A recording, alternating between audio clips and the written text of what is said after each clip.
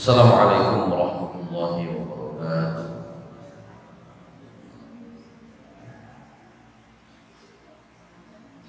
Innal hamdalillah nahmaduhu wa nasta'inuhu wa nastaghfiruh wa na'udzu billahi min shururi anfusina wa sayyiati a'malina. May yahdihillahu fala mudilla lahu wa may yudlilhu fala hadiya lahu.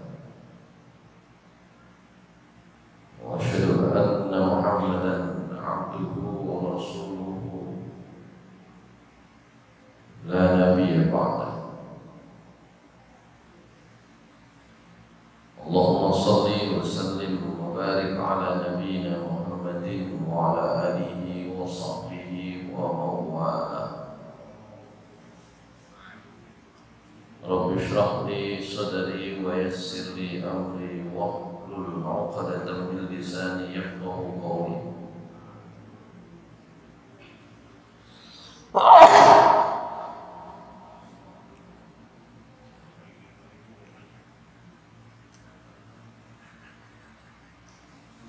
Rabbi zidni ilma warzuqni fahma birahmatika ya arhamar rahimin. Amma ba'du fa ya ibadallah, usini wa iyaya bitaqwallah. Faqad faza al-muttaqun. Qala Allah ta'ala fi kitabihil karim. A'udzu billahi minasyaitonir rajim. Bismillahirrahmanirrahim. Ya ayyuhallazina amanu taqullaha wa qulu qawlan sadida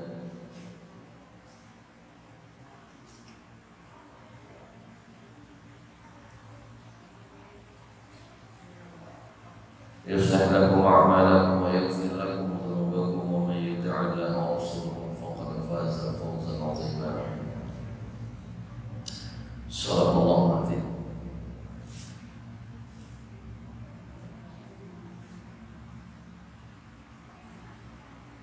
Masyaallah muslimin rahimakumullah. Kita masuk di pembahasan amal apa saja yang masih bisa mendatangkan pahala bagi seseorang saat dia sudah meninggal. Kemarin pembahasannya baru sampai di sabda Rasulullah SAW yang sudah cukup populer. Apabila mati seseorang anak cucu Adam, terputuslah amalnya kecuali karena 3 perkara. Idza mata ibnu Adam inqata 'amaluhu illa min thalathin: shadaqatun jariyah, aw 'ilmun yuntafa'u bihi, aw waladun salihun yad'u lahu. Karena ini cukup populer, sepakatlah para ulama. Nah, tinggal yang lain-lain. Yang lain-lain selain 3 perkara ini apa ada atau tidak? Kalau hanya membaca hadis ini, sabda Rasulullah SAW ini, ya sudah 3 saja ini. Ya. Semua terputus kecuali 3. Kalau sudah kecuali 3 yang ini ya sudah. Tapi kita coba baca beberapa pembahasan berikut ini.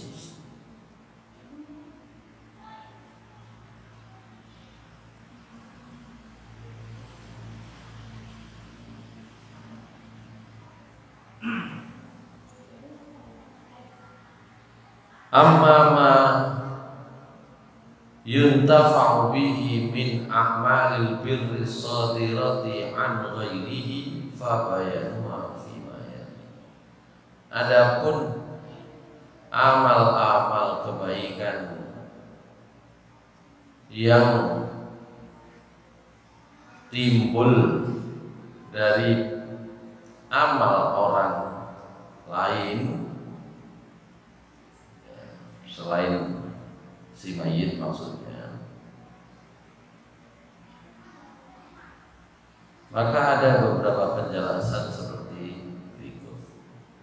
Yang pertama, ad-du'a wal istighfar lahu wa hadza mujma' alaih. Doa atau permohonan ampun bagi si mayit, hal ini disepakati. Kula ndonga, panjenengan ndongakno mayit, njalukno sepura kepada yang meninggal, yang sudah meninggal. Kalau tiga itu kan yang tidak dia kerjakan, tapi mengalir begitu saja. Ilmu yang pernah diajarkan, yang diajari masih hidup, ilmunya masih bermanfaat. Imam Syafi'i nulis kitabnya masih dibaca, dipelajari orang, ilmunya dijalankan. Imam Bukhari nulis hadisnya dibaca orang, maka itu mengalir. Sedekah jariyah, sedekah karpet. Makanya sedekah karpet itu mengalir selama karpetnya dipakai. Karpetnya berarti kayak kami ini agak berat memang membersihkannya, tapi mengalirnya jariyah itu ya dari dipakai. Nah, digurno boten jariyah. Karena itu pas kapan itu ada Masjid An-Nur buka donasi jariyah, sing paling akeh minta supaya dibelikan keramik, ya, lantai 1, lantai 2 kalau nggak ada jamaahnya nggak dipakai, itu nggak mau orang itu. Atau dinding nggak dipegang orang ya, tapi kan dilihat itu. Ya itu maknanya kemudian akhirnya tergantung kepada masing-masing. Intinya selama barang itu manfaat, ya, apakah di dinding, apakah di bawah, diinjak kaki atau dipakai senden Mas Bobi, ya, itu selama itu manfaat maka mengalir.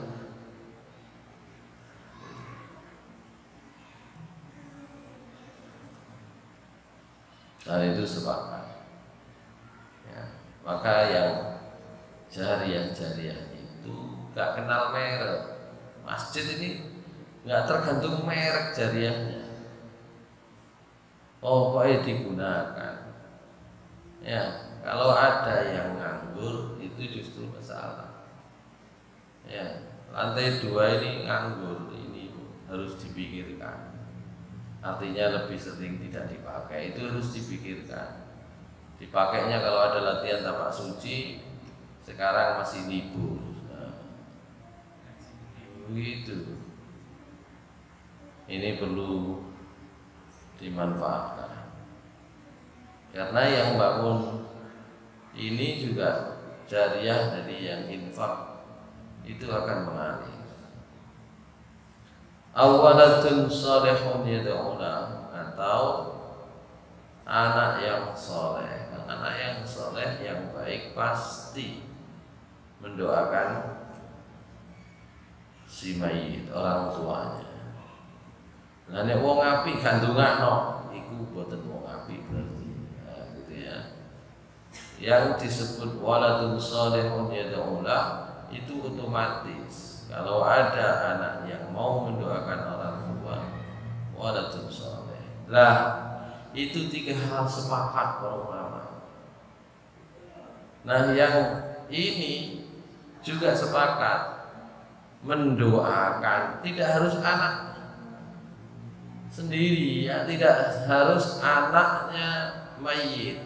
Siapapun orang Islam mendoakan, memohonkan ampun, maka hadza mujma' alaih, disepakati, itu juga nanti akan sampai, itu juga nanti akan bermanfaat.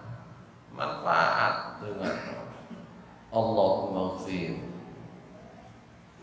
lil muslimina wal muslimat wal mu'minina wal mu'minat al ahya'i minhum wal amwat. Ya, ya Allah ampuni orang Islam laki-laki perempuan, orang yang iman laki-laki perempuan, baik yang masih hidup maupun yang sudah wafat, bermanfaat. Allah Subhanahu wa taala berfirman di dalam surat Al-Hasyr. Surat apa? Al-Hasyr ayat 10.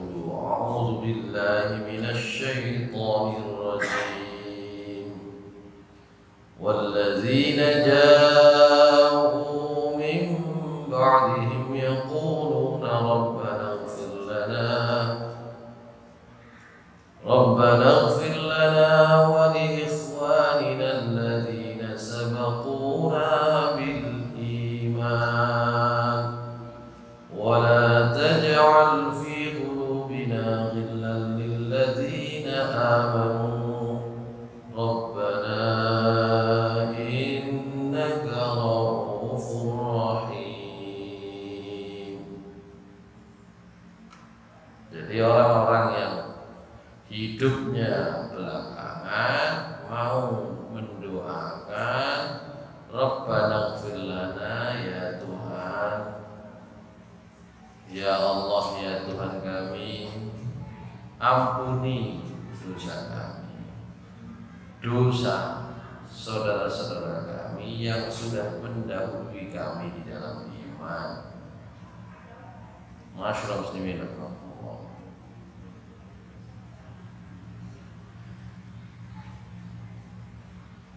Jelas itu. Nabi SAW kalau mendoakan mayit jenazah dalam doa salat jenazah juga begitu. Allahumma ighfir li hayyina wa mayyitina, gitu kan. Itu artinya sepakat para ulama.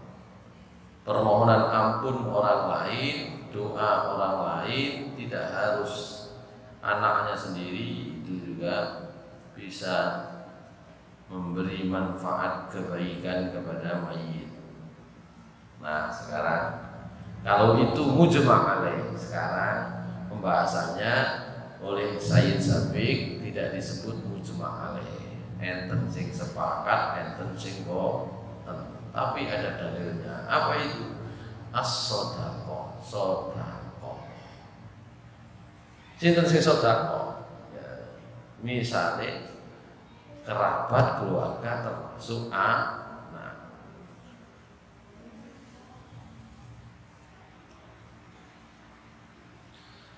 Hadis riwayat Muslim ya, dari Abu Hurairah radhiyallahu anhu, anna rajulan qala lin Nabi sallallahu alaihi wasallam, inna abi mata wa taraka malan walam yusi fahal yukaffir anhu an atasaddaq anhu, qala na'am.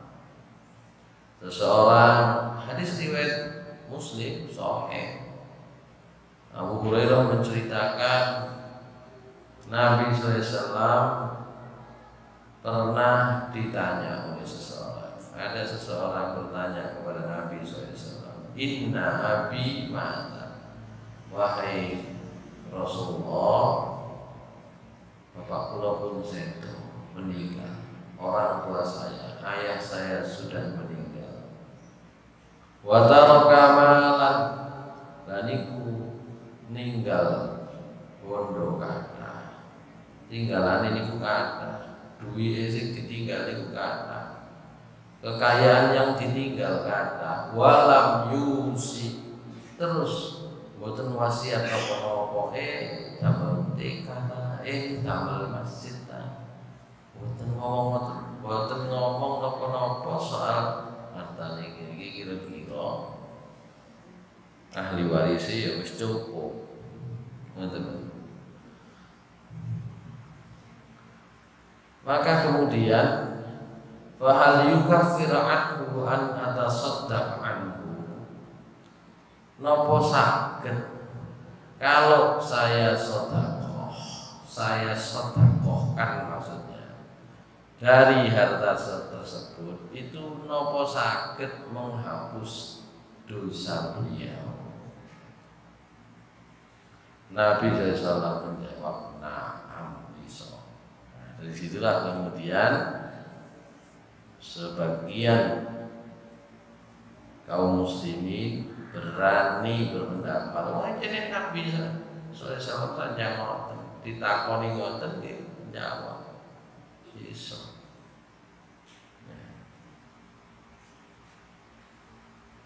Masyaallah muslimin rahimahullah. Itu yang sedekah pemberian. Ya wis aku sedekah, tak niatno kae wong tuwa.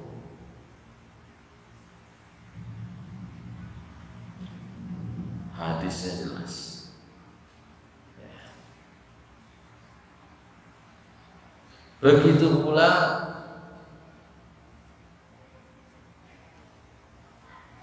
kalau ini sahabat yang ditinggal mati oleh orang tua laki-laki.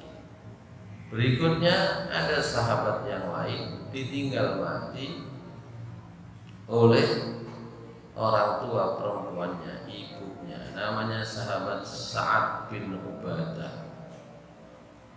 Maka Sa'ad bin Ubadah itu bertanya kepada Rasulullah, ya Rasulullah, inna ummi matat, wahai Rasulullah, ibu saya sudah meninggal. Afa atasaddaqu anha? Qala na'am. Napa saged kula sedekah kangge ibu kula sing pun sedo? Qala na'am. Nabi sallallahu menjawab, bisa. Qultu, saya bertanya lagi, fa ayyu sadaqah afdal? Apakah yang paling afdal kalau saya sedekah apa?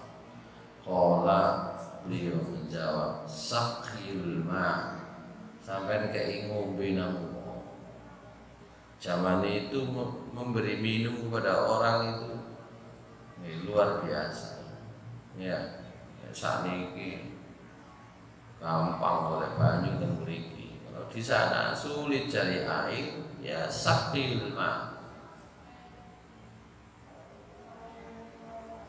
Oleh karena itu dalam riwayat ini disebut Fadil Kasiqayatu Ali Sa'ad bin Madinah. Itulah ceritanya kenapa di sana ada sumurnya keluarga Sa'ad bin Ubadah di Madinah yang bertahan lama. Hadis riwayat Ahmad dan Nasai. Ya.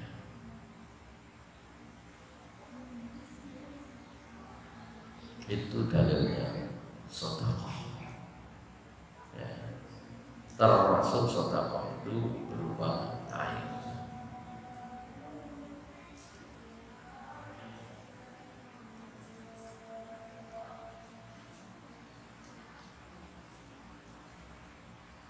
Di belakang ditambahi wala yushra'u ikhrajuha 'indal maqabir, sing jelas mboten enten syariate ditokno iku marang digawa nang Wa yukrahu ikhrajuha ma'al janazah. Juga hukumnya makruh. Dulu pernah saya sebut kalau yukrahu makruh itu ditinggal oleh para sahabat, oleh ulama salaf. Saat ini makruh itu jadi dilakoni. Wa yukrahu dan makruh hukumnya ikhrajuha ma'al janazah. Ya, sedekah dikeluarkan bersama jenazahnya. Makanya nek biyen iku enten ya. Nek pas ono sedo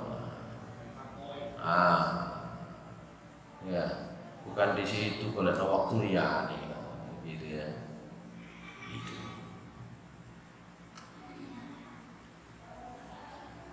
Niku sedekah. Masuk sing liyane. Sekali lagi ini yang tidak disebut oleh Sayyid Sabiq mujma' alaih. Mujma' alaih itu sepakat kabeh. Ada yang tidak sepakat. Ya. Enten dalil Al-Qur'an, enten dalil hadis. Ya. Sehingga kemudian seakan-akan dipertemukan. Dalil Al-Quran itu tidak ada yang bisa memberi manfaat bagi setiap orang kecuali atas usahanya sendiri. Mungkin salah pembahasan kita di situ. Tapi kemudian inilah namanya fungsi hadis itu, memberikan penjelasan rinci. Selama hadisnya sahih, maka harus dikompromikan, jangan dipertentangkan. Ya, secara umum begitu. Kemudian ada hal-hal tertentu yang mungkin menjadi penjelasan lebih rinci. Gitu ya. Sama hadis tentang wudu. Faghsilu wujuhakum wa aydiyakum ilal marafiqi wamsahu bi ru'usikum wa arjulakum ilal ka'bayn. 4 saja yang dibasuh ketika wudu itu. Wajah, tangan, kepala, kaki.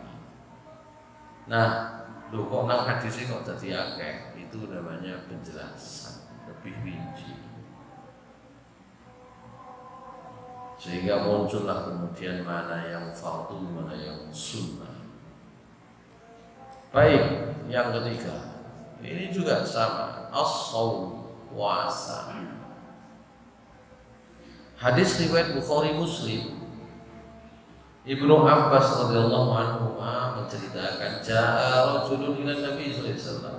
Ada seorang datang kepada Nabi sallallahu alaihi wasallam, faqala, dia ditanya oleh orang itu, ya Rasulullah, inna ummi matat wa 'alaiha shawmu syahrin afaqdihi anha.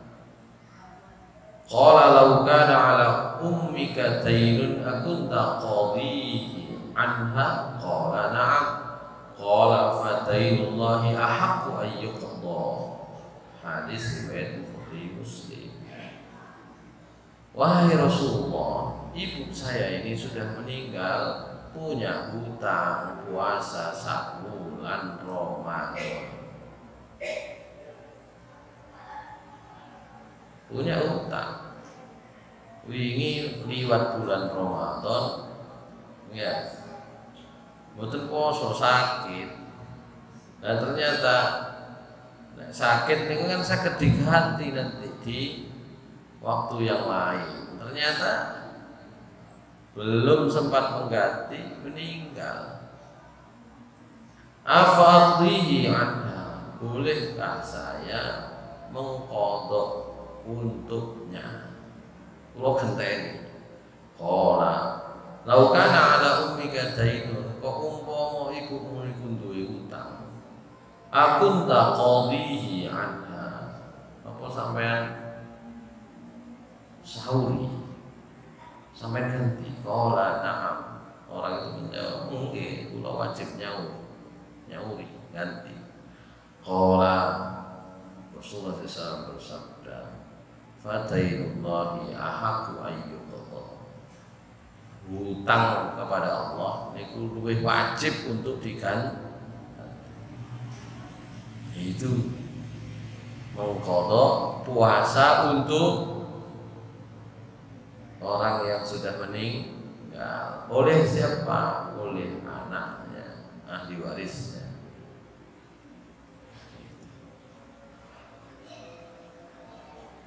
Oleh karena itu sebagian berpendapat ya poso ahli waris ngenteni.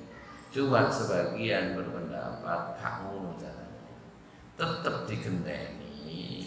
Duduk digenteni poso, tapi digenteni dalam bentuk fidyah, gitu. Nah, disitulah perbedaan. Saya mengapa mengatakan itu tidak mujma' alaih.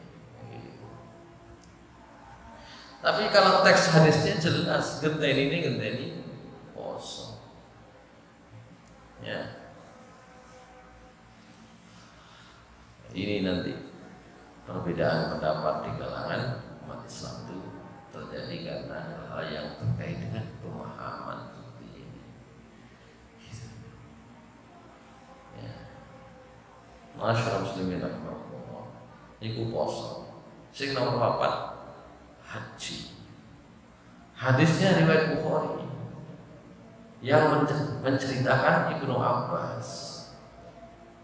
Sama Ibnu Abbas radhiyallahu anhu bercerita anna imra'atan min Juhainah ja'at ila Nabi sallallahu alaihi wasallam faqalat inna ummi nazarat an tahujja falam tahujja hatta matat afa ahujju anha qala hujji anha ara'aita law kana ala ummika daynun akunta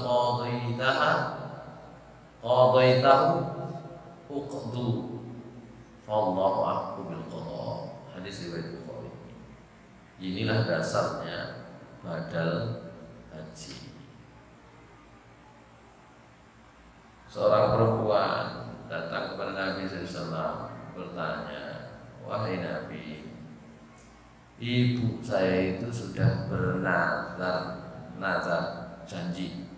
Nazar itu janji yang harus ditepati. Nazar itu padha kali utang. Nazar haji. Nah sakniki pun seto belum haji. Anakku nek lulus udah lumroh. Anaknya lulus, gak budal-budal. Meninggal. Sama kayak gitu. Apakah saya harus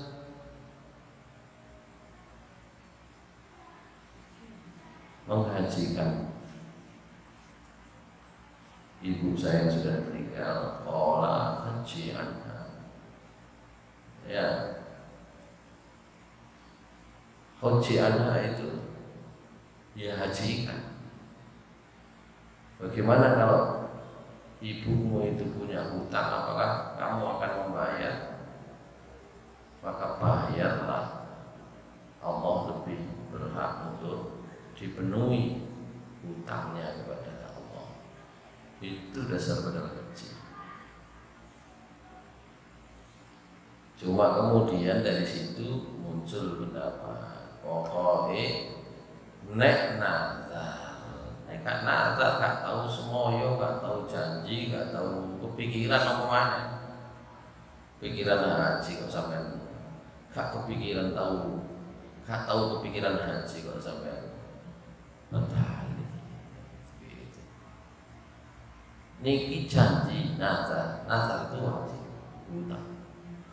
Nah, ini gak tahu janji kok sampean mentali. Mulai regane 5 jutaan gitu ya. Nah, itu yang benar. Tapi sebagian wis gak peduli, ya pokoknya aku batalno kayak wong tua gitu. Ya, maka harus dipilah-pilah ya gitu ya. Itu saya kalau itu berpendapat kalau memang dia itu adalah bagian dari hutangnya, janjinya, nazarnya, ya kan? Haji itu fardu bagi setiap orang, pernah kita bahas ya. Cuma menjadi wajib bagi orang tersebut kalau sudah mampu. Ya. Karena itu kalau orang sudah mampu harus menyatakan niat untuk berhaji. Gitu. Bahwa nggak keturutan di situ bisa digantikan, dihajikan nanti. Ya bukti niat daftar. Niat kok jadi masih gak daftar, gak bayar porsi. Ya saja nih iso ae kabeh ngono ya.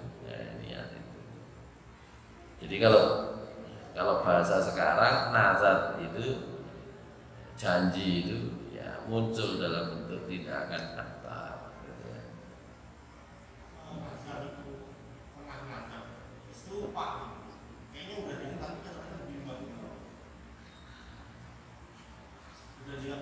Kalau belum, itu kan dulu ya sudah pembahasan. Atau sudah pertanyaannya, maka jawabannya belum. Ya. Jadi al-yaqinu la yuzalu bisyak. Yakin itu tidak bisa digantikan dengan yang ragu-ragu. Yakinnya ya guru.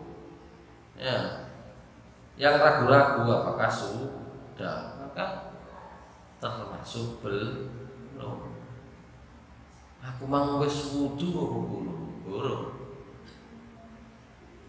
Karena yang diragukan adalah sudah wudu atau belum, itu kan yang diragukan kan wudunya. Yakin sebelum orang berwudu itu ya batal orang itu. Kalau belum wudu, ya kemudian asalnya orang kan belum wudu. Nah kalau kemudian ragu, aku mau wis wudu apa guru? Belum.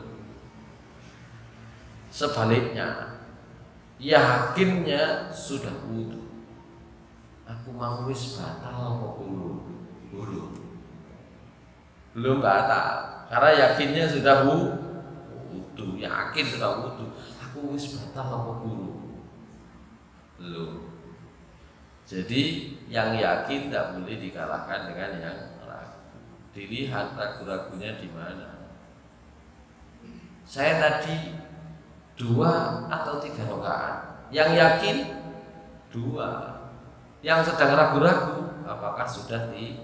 Belum. Berarti 3-nya belum. 2-nya pasti. Nah terus ya nambah. Kalau itu sholat maghrib misalnya kan gitu. Atau kalau sholat isya ya rakaatnya tambah 2 lagi kan gitu. Gitu. Jadi dilihat ragunya ada di mana. Aku tahu nazar. Terus tak bayar apa guru? Belum. Gitu. Itu namanya ragu. Jadi kalau ragu, ya melaksanakannya itu dianggap belum. Ragu. Ya. Karena posisi awal orang itu belum melaksanakan. Sama kayak tadi itu wudu. Aku wis wudu apa guru? Ragunya kan apakah sudah wudu. Tapi kalau ragunya itu aku mau wis ngentut apa guru? Gitu. Aku tadi sudah batal atau belum? Belum. Sama kayak sholat. 2 atau 3 ya? Ya 2. 3 atau 4? Ya 3. Karena yang sudah yakin 2 atau di contoh berikutnya yang sudah yakin 3, yang masih meragukan 4. Ya 3 posisinya. Itu namanya logika sederhana itu. Jadi kalau sudah nazar, wis tak sahur kok guru, koyo wis. Tapi aku ragu, belum berarti. Itu posisinya begitu. Baik, itu yang haji ya sudah ya. Yang kelima sholat.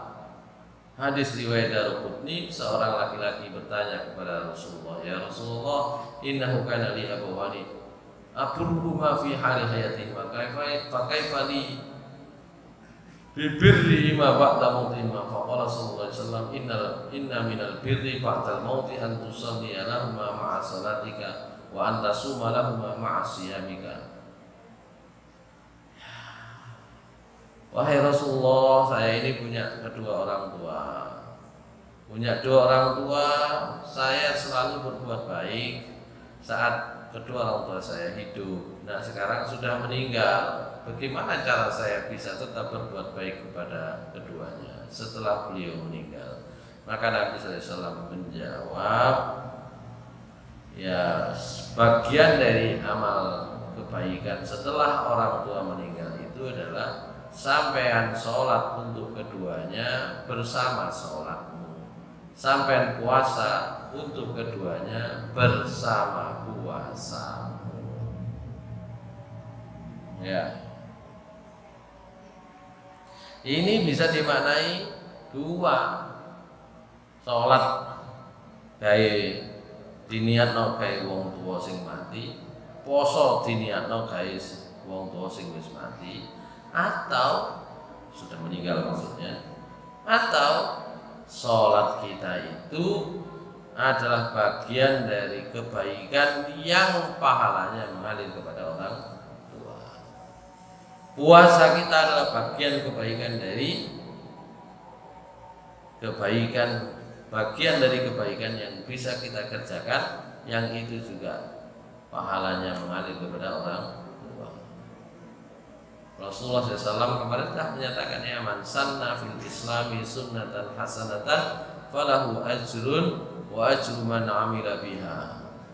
Ya, siapa yang mencontohkan contoh yang baik di dalam Islam, dia akan memperoleh pahala, dan pahala orang yang mengikutinya. Wong tuane wis ngajari api, anaknya mengerjakan hal yang sama, maka dia akan mendapatkan pahalanya sendiri dan pahala kebaikan orang yang mengerjakan berikutnya, tanpa dikurangi sedikit pun dari pahala orang yang melakukan itu.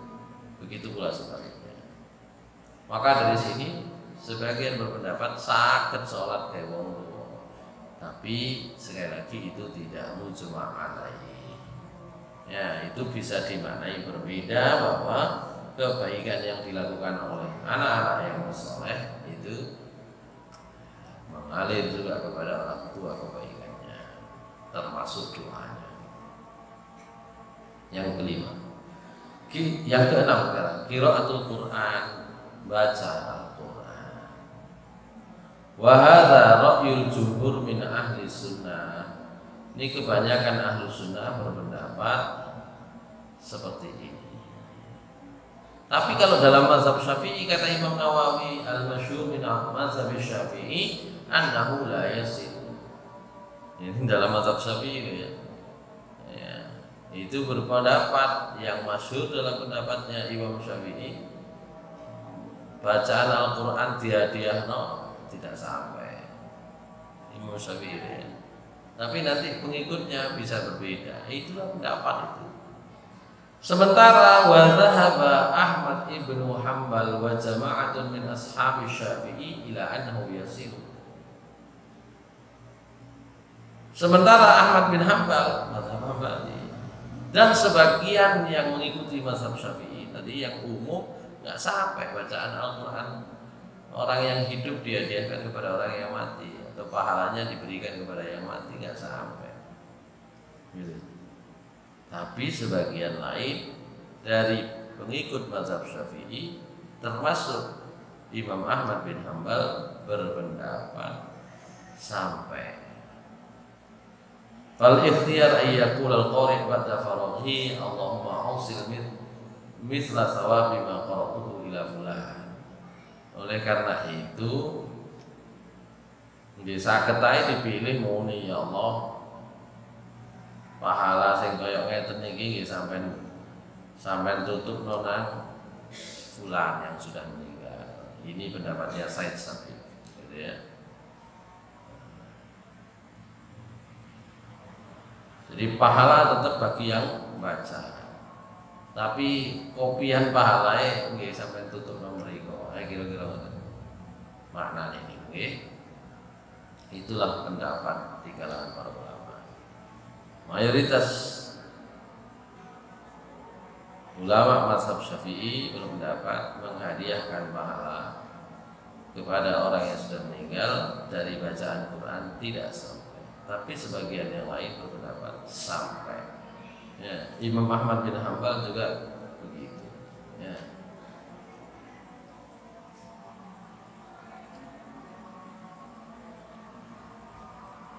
Bahkan Imam Ahmad bin Hanbal mengatakan al-mayyit yasiru ilaihi kullu syai'in min al-khairi lin-nusus al-waridah fihi.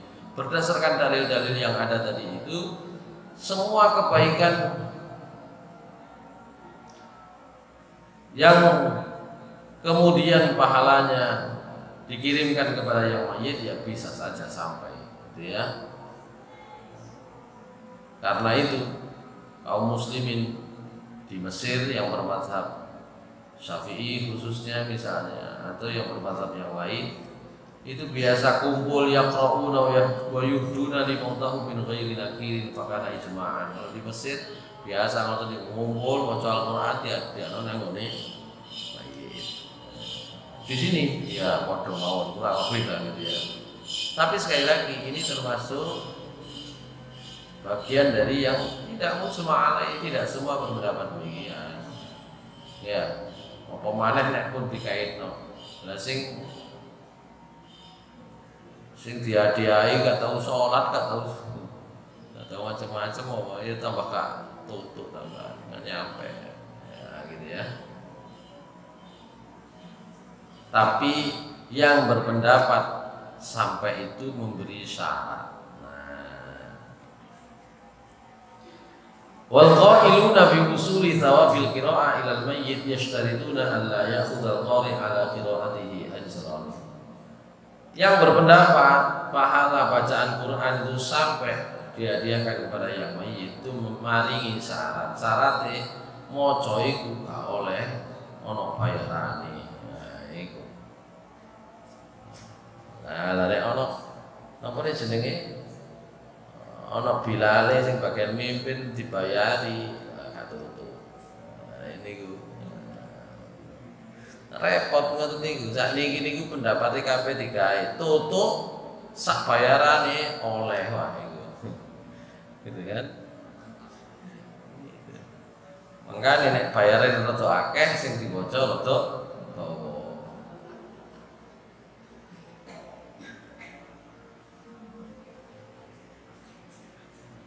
Baik, itu ya.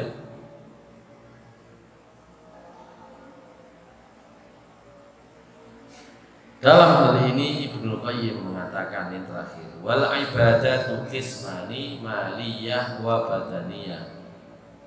Wa qad naba syarih usuli thawabis shadaqah ala usuli sa'iril ibadatil maliyah.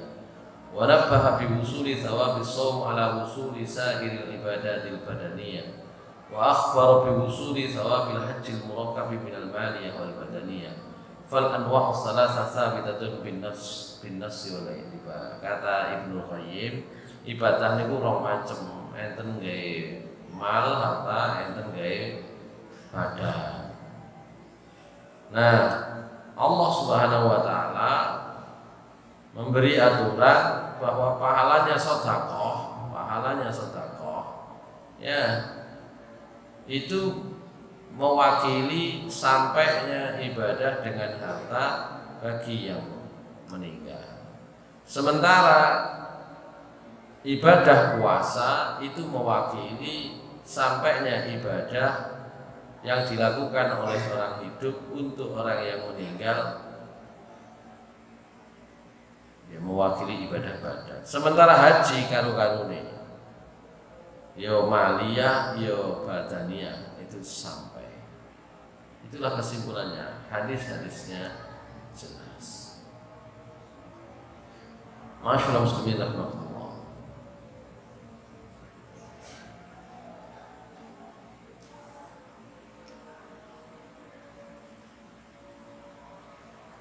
Itulah pendapat terkait dengan apa yang kira-kira bermanfaat bagi orang yang sudah meninggal. Ada bagian yang disepakati donga istighfar. Selain yang 3 di depan, donga dan istighfar sepakat. Yang lain-lain umat Islam tidak satu pendapat. Gitu ya. Kita biasanya nggak mau resiko, ya, nggak mau resiko. Meskipun dalilnya itu Rasulullah SAW ditanya, menjawab boleh, bisa, sampai. Itu ya. Babnya tadi tentang puasa, sedekah, haji. Jadi itu. Bagaimana dengan pernyataan Aisyah radhiyallahu anha? Aisyah radhiyallahu anha nate sanjangin ten kunna nu'maru bi qada'is shalah wala nu'maru bi qada'is siyam. Misalnya kalau terkait dengan ganti-ganti tadi itu. Ya kalau memang orang perempuan memang itu khusus orang perempuan sebenarnya ya. Ini terkait dengan kodok juga, menggantikan yang sudah ada itu ya, yang sudah ditinggal itu ya, itu juga begitu. Sudah pernah kita bahas tentang kodok sholat atau kodok puasa. Ini khusus sebenarnya untuk kaum perempuan. Di kita kan gitu. Apakah orang yang sudah pernah meninggalkan dosa meninggalkan sholat apakah harus qadha? Sebagian berpendapat harus qadha. Sebagian berpendapat mboten perlu qadha, tobat aja. Nah, yang berpendapat harus qadha itu keadaannya dua. Ada dua kemungkinan. Siji nek sing ditinggal sholat ini ku misale asar mang, ya maka diqadha maghrib. Itu digenteni, mungkin karena lupa, mungkin karena tertidur dan sebagainya. Tapi yang lain berpendapat pokoknya tahu meninggal setahun ya diganti setahun, begitu.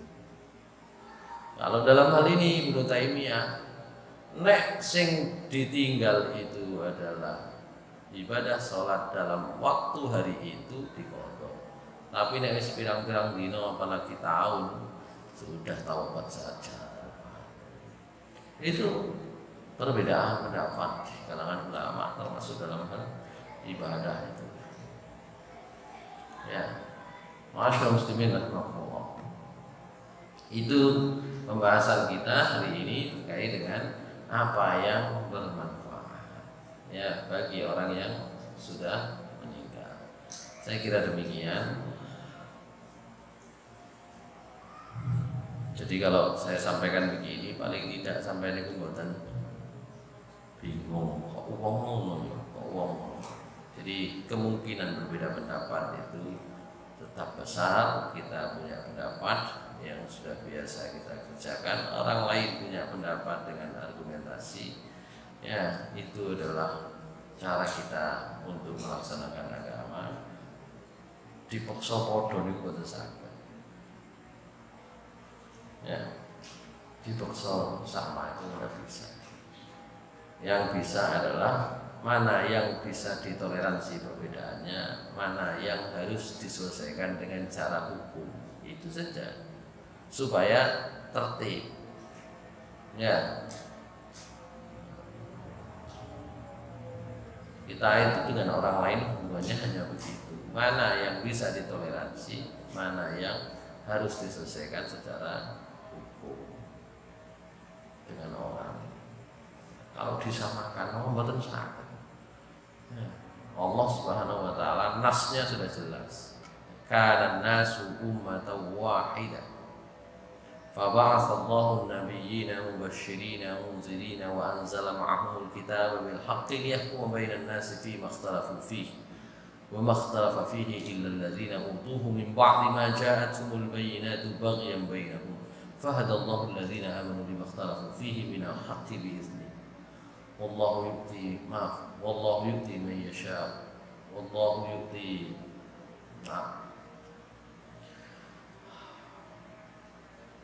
Fahadallahu alladhina amanu lima ikhtalafu fihi minal haqqi bi'iznihi wallahu yahdi man yasha'u ila siratal mustaqim.